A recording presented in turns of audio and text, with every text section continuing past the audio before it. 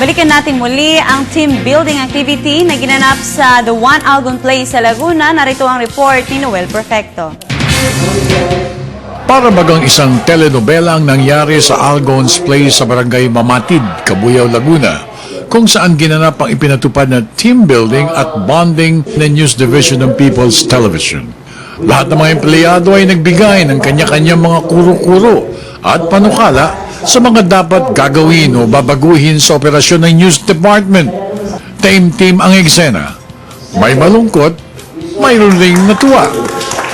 Ngunit mas marami ang tila bagang bumigay sa kasiyahan nang masimulan na ang inilatag na labanan o sports competition ng mga grupo. Sinimulan ng tinaguriang memory games na inabot ng mahabang oras. Pagkatapos, dito na nakita ang mga superheroes ng PTB4 style. Anong panama ni Spider-Man? May pwede na ni! Oo, pwede! Hawak!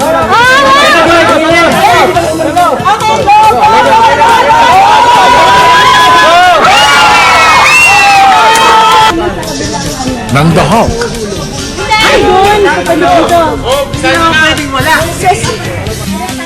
Wonder Woman.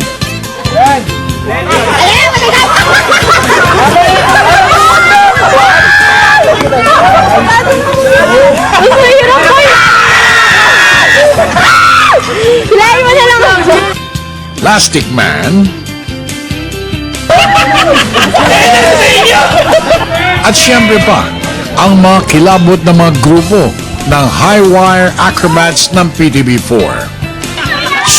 Sobrang saya ng lahat dahil pati ang inyong naman lingkod ay di matawaran ang kasiyahang naranasan.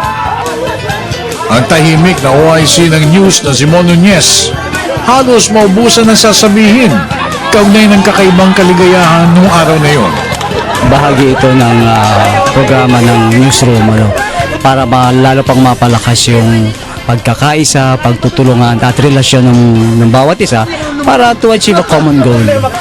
Ang mga bagong tagabasa ng ulat ay sobrang saya rin sa kauna-unahang pagkakaisa ng mga empleyado at opisyales ng 4. Team building is one example of unity, cooperation, yung respect nandito rin as part of us, pati yung pinaka-importante is the leadership itself. Nakakatuwa kasi we get to know each other more, at saka lalo na yung sa mga ibang departments din, kahit na nasa isang department lang yung news, mas nagkakaroon ng time for bonding with each other. First time ever and mga bago po tayo, 'di ba? Tapos nakikilala namin yung fun side ng news people. Maganda nga tong team building na to. It will give us a brighter future sa mga bagong member ng news, and the old ones mag-get together sila for this bonding.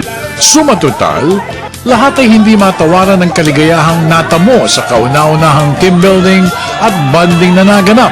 Kung kaya't okay pa rin ang hirit sa susunod na pagbibirit.